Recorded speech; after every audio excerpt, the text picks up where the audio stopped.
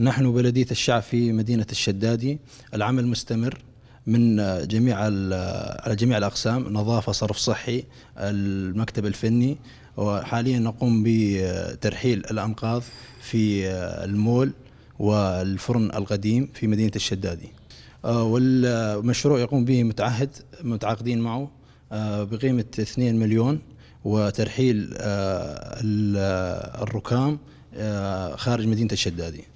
طبعا هذا المشروع أولي، في الأيام القادمة إن شاء الله بأكثر من مشروع ترحيل في ضمن مدينة الشدادي.